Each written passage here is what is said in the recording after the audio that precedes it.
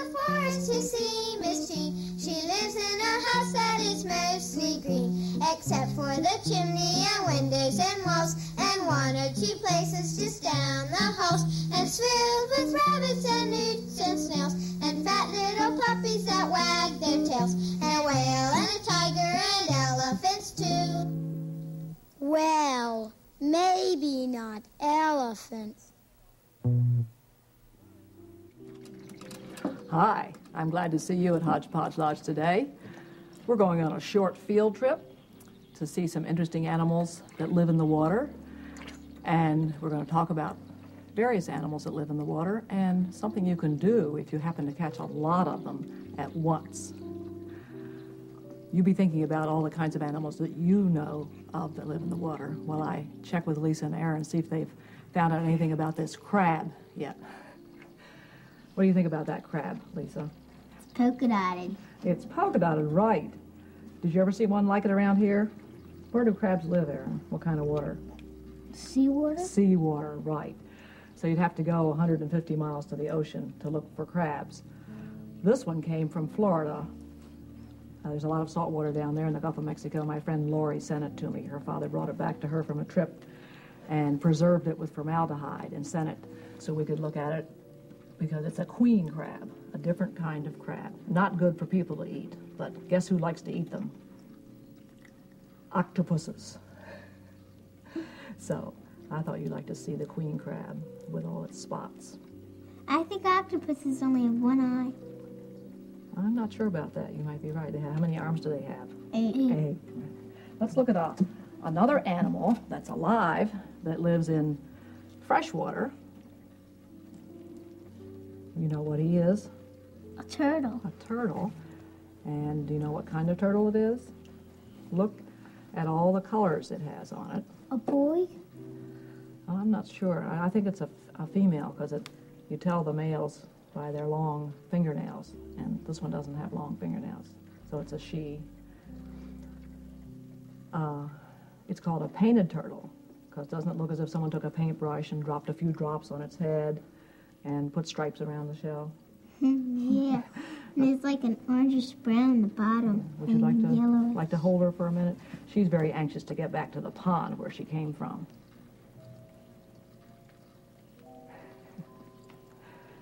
A female painted turtle, a very pretty freshwater animal.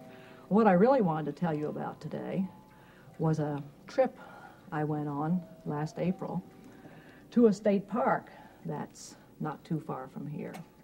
Look at his tail. Yeah. Pink tail. Maybe we better put her back in the box so you can listen to the story of my trip a little bit. Have you ever been to Susquehanna State Park?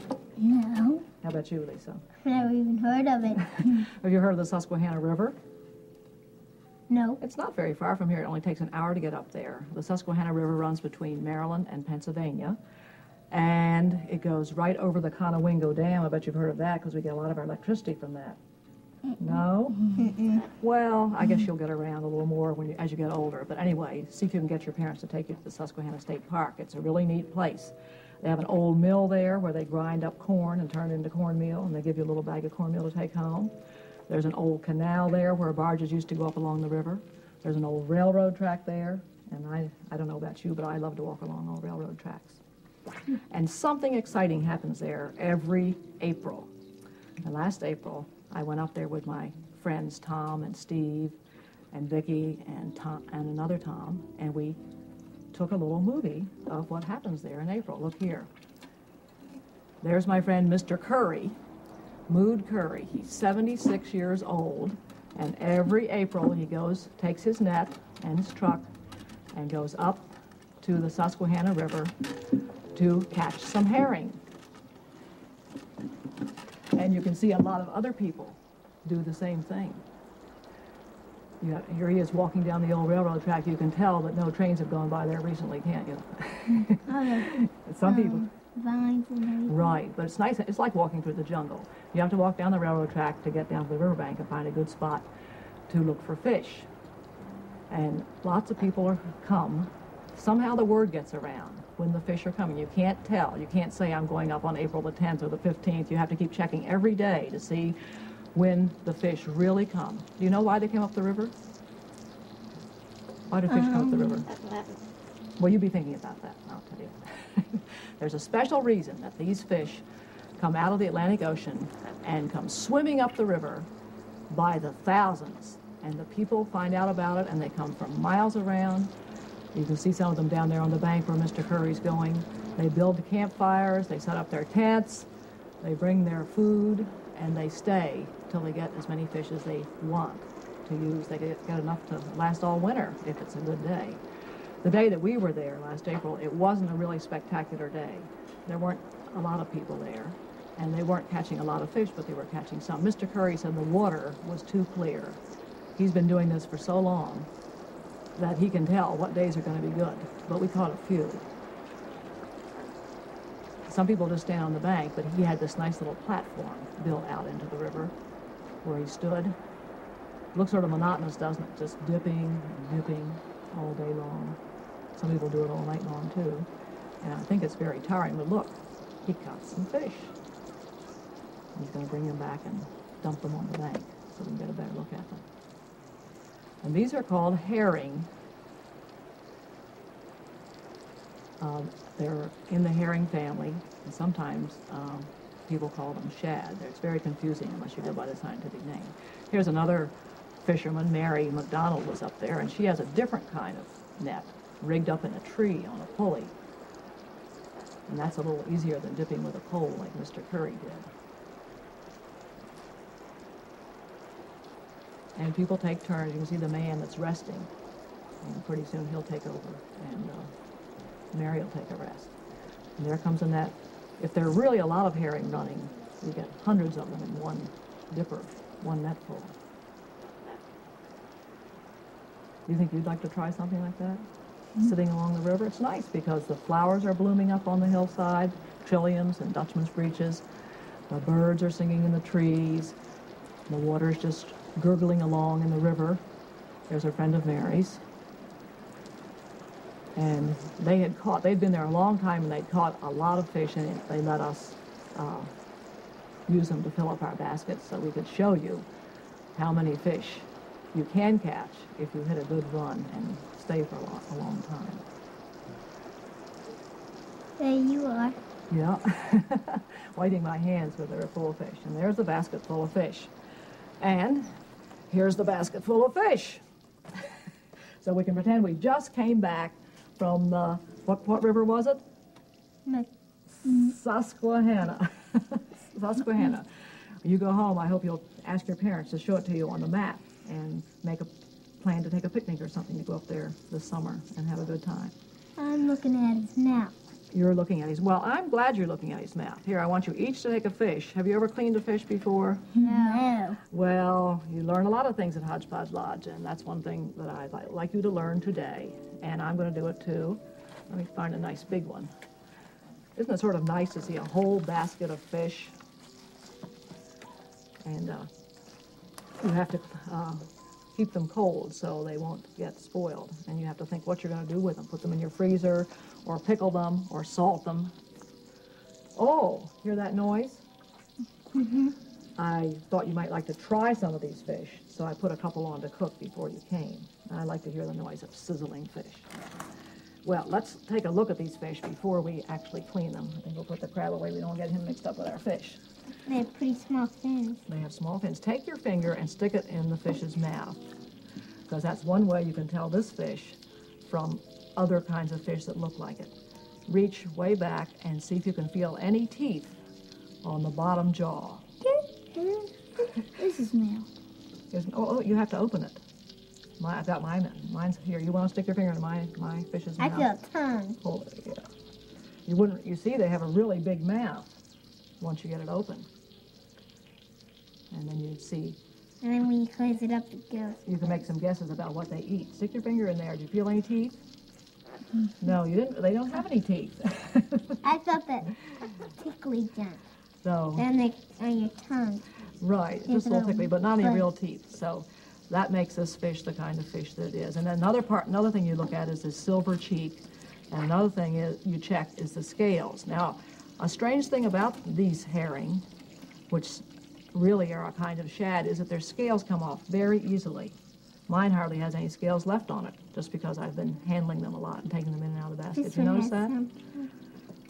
And I was looking at these scales under my microscope before you came, you know, my old faithful microscope. And guess what you can see if you put one of these scales under your microscope?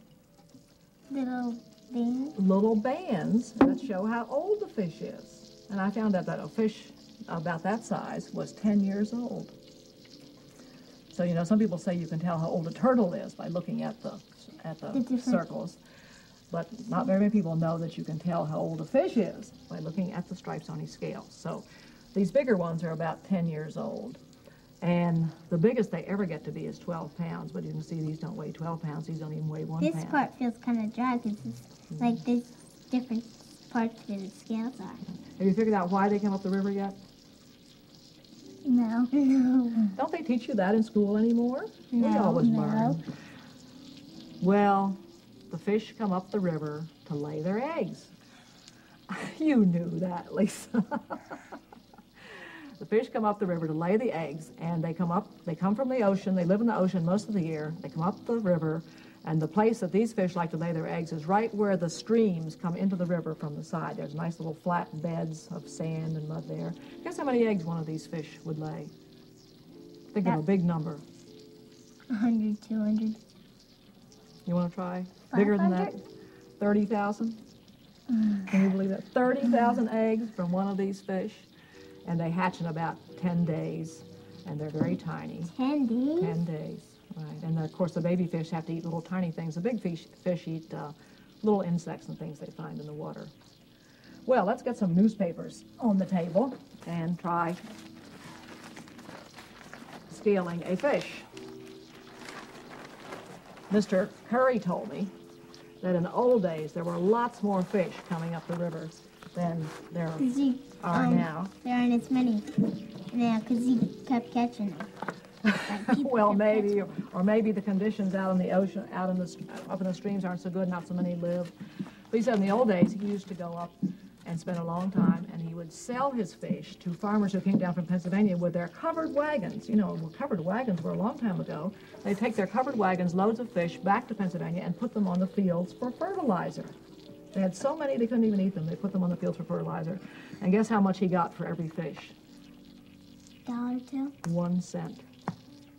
So you know that was a long time ago. The fish were only worth a penny.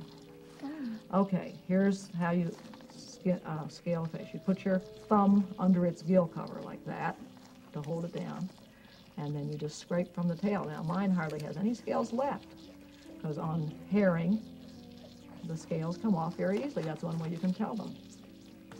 Goodness, you should have kept this one, Aaron, because it's easy to do. Now let's see you try. Yours has still got a lot. Put your thumb under the gill there, right there. What's that There. red thing in there? And then scrape from the tail up toward, that's it. Scrape real hard. What's the red thing here? Those are his gills that he breathes with.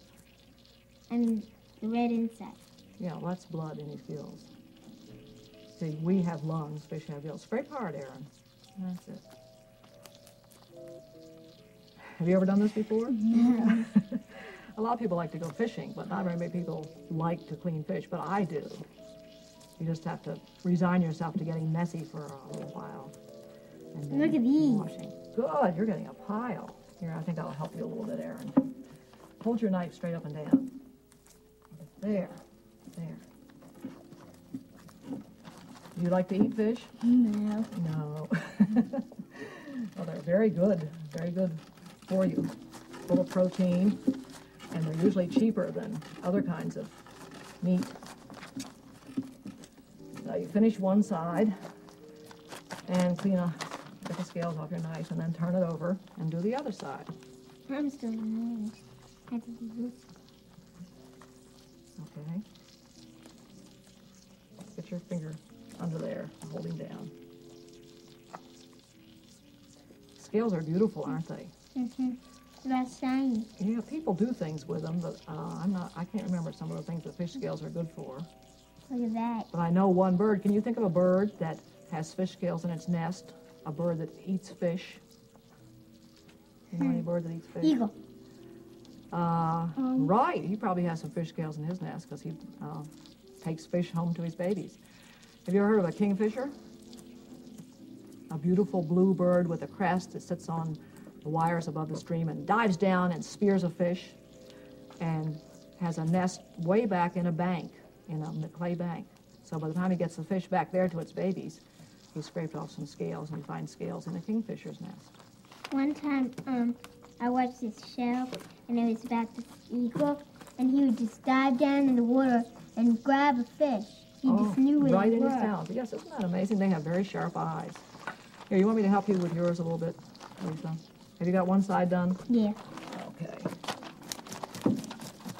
See, when you've been cleaning fish for as many years as I had, and the important thing is to keep it wet. As much as they dry, as soon as they dry out, you can see the scales stick. Right. So you must always keep your fish wet. Like put them in a bucket and then put them in. Right. The best thing to do is scale them as soon as you get back from your fishing trip and not put it off. Okay, what do you think the next thing to do is? Cut them down the middle. Well, No. first you have to Well, you could cut cut off off its the head. tail. Right, cut off its head. Yeah. All right, let me finish yours up for you, Aaron. Yeah, go ahead and cut off, see if you can cut off the head. Cutting through the backbone is the hardest part. Here? Yep, right there. I'm glad to see you're being very careful with your knives.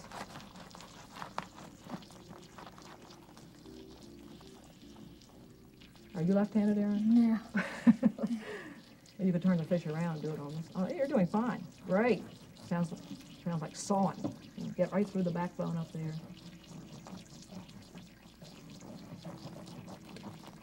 Look at all the blood. Oh, good. There. Well, in the old days, if you wanted anything to eat, you had to go out and get it yourself and clean it yourself. You couldn't go to the supermarket and buy everything all nice and clean and packed in cellophane. So everybody knew how to do this. Okay, the next thing you do I still have to cut mine off. is put your knife in there and just sort of split it down the middle. Hold it by the tail. When I cut mine, his mouth moves in and out. Yeah, well, you're just hitting a muscle. It's not alive. Don't worry about that. Okay, you want me to give you a hand? Or you go, oh, you're getting there. Good. Here, let me finish that up here. I think I have a sharper knife, Lisa. There. Now, do you know how you tell a mother fish from a father fish? Mother is, What will she have in Shiny. what will she have in her tummy if she's going up the river to lay? little balls. Little balls that are eggs, right? And fish eggs are called roe. All right, can you see what Aaron's doing? You stick your knife in this in the back here, and then you just go straight. No, you're on the wrong side, Lisa. Underneath. Hold it, yeah, and turn it like this towards you. Put your knife in that little. Are you left-handed? Mm-hmm. Okay. Turn the knife around so you have the teeth. So that's it. Oh, that's it. Now you got it. Practice makes perfect with cleaning fish, just like everything else. Let me hold it down here. Go ahead.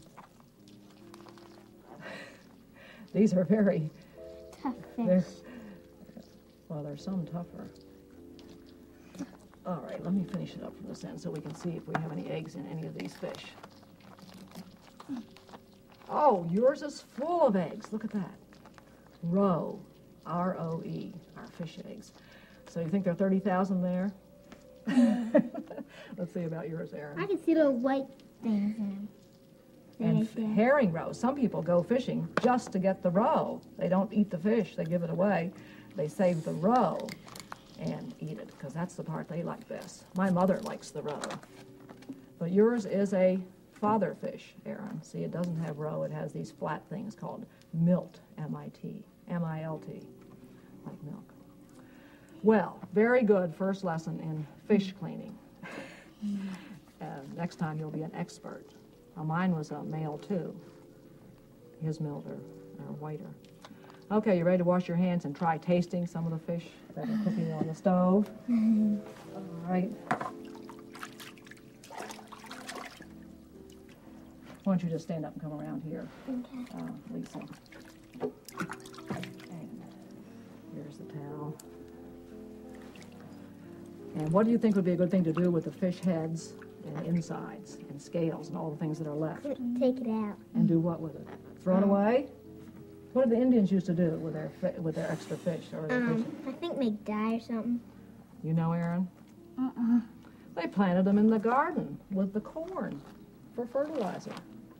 So that's what I'm going to do. I'm going to put all these things on my compost pile to make good compost for my garden.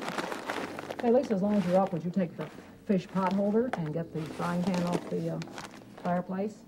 Okay. How you doing, Aaron? Was that so bad? Hey, you're a good fish scaler. We took a long time, but really it doesn't take that. Oh, look at that. It's still sizzling. May I borrow those?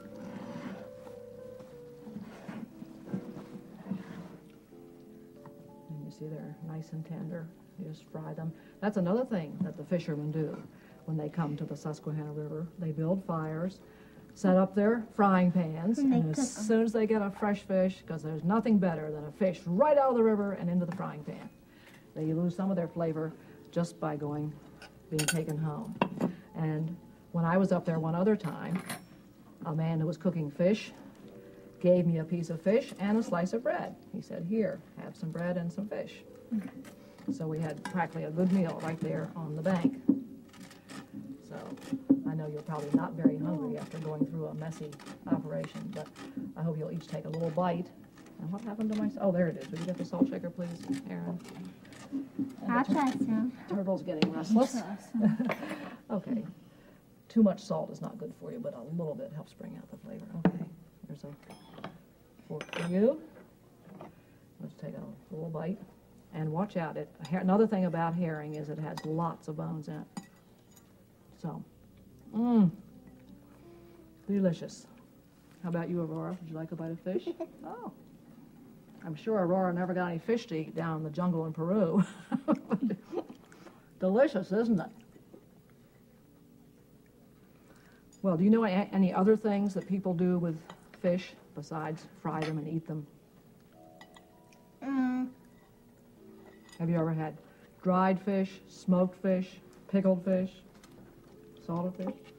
Well, over at the Discovery Table, I have a few kinds of things made out of herring that I bought at the grocery store, just to show you some different ways that people use fish. Let's go over and see them.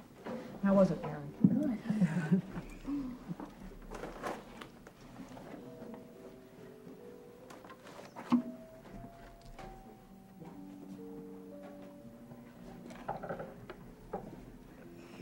And I have a whole book of recipes that I found put out by the government. So that if you happen to go up to the Susquehanna River and come home with tons of herring, you can try lots of different ways of fixing up herring. Now, you can read as well as I can. What do you think's in this can? Herring roe? Herring roe. And what is roe? The fish eggs. The fish eggs. And there's, we'll take a little bit out and put it on our special shell plate here so you can see what canned roe looks like. You just saw what fresh roe looked like out of your fish. There's canned roe, and this is one of my favorite foods. Have you ever tasted fish eggs? No. Some fish eggs cost a lot of money, the ones that come from a special fish called the sturgeon that come from Russia. You want a bite, Lisa? You're very adventuresome today. Oh, if you like fish, a little teeny bite. Aaron, you gonna try? Aurora. Aurora. I think it's a spoon that scares him. If you like the herring, Aurora. Well, I'll eat it then. I'm very fond of fish roe. Okay. And what's in this can? Herring? Herring, right. So when they get a lot of fish and... that looks different than the rest. Yes, because it's been cooked and it's all chopped up. When it gets cooked, it's so tender it all falls apart, cooked and canned. So there's herring roe, canned herring, and then these are the kinds I like best. All kinds of pickled. Herring cream sauce, herring party snacks in wine sauce, and sliced lunch herring. Right. They're all practically the same thing, but you can see it came from that same fish that we were just working on, only fixed up with different spices. And here are some of the things that you need if you're going to make some of your herring into any of these. Onions. Smell one of those. Bay leaves. And you know what that is without even... Well, fooled you. Salt. Salt, right. And what about these? Smell that. You can use your nose to find out about things that are good to put with fish.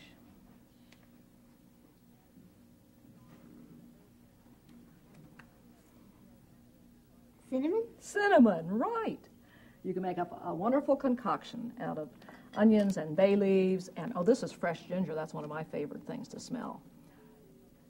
And sugar and salt and cloves and mustard seeds, and then make your own concoction to preserve your herring so they won't get spoiled. And sardines, some of the sardines you get even come from herring, little tiny herring packed into a can. And if you're going to do some salting or pickling, you need to get a good old-fashioned crock like I borrowed from my mother. And you just put the fish in layers, salt and vinegar according to the recipe, and then they'll keep all winter long. You'll have plenty of fish, and you won't have to worry about going to the store and buying fish. If you like herring. I don't think Aaron would do very well all winter long on fish. The turtle is very anxious to get back to the pond. I'm glad that you could come to Hodgepodge Lodge today with Lisa and Aaron and get a little lesson in scaling and cleaning of fish. And I hope that you get a chance to go to the Susquehanna State Park some April and see the wonderful phenomenon that happens when the herring run up the stream to lay their eggs. Think each little fish, each little female herring lays 30,000 eggs. And the people hear about it and come from miles around, and everybody has their own method of dipping for herring, either with a pole and net like Mr. Curry or like Mary's dip net up in the tree. I hope you'll get a chance to try it sometime, or at least go watch it. Goodbye, and come back soon again to Hodgepodge Lodge.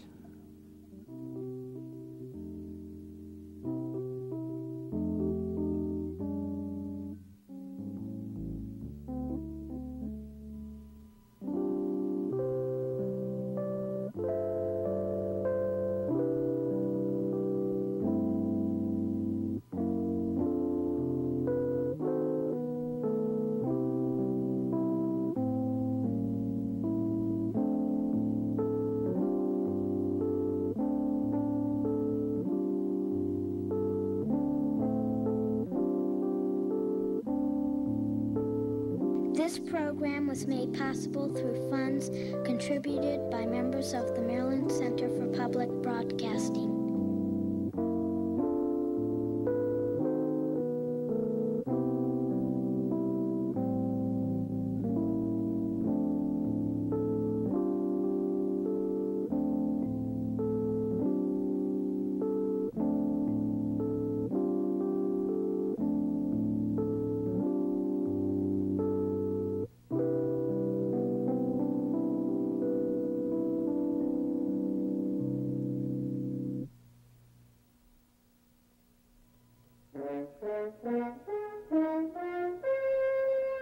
Pre-recorded in the studios of the Maryland Center for Public Broadcasting.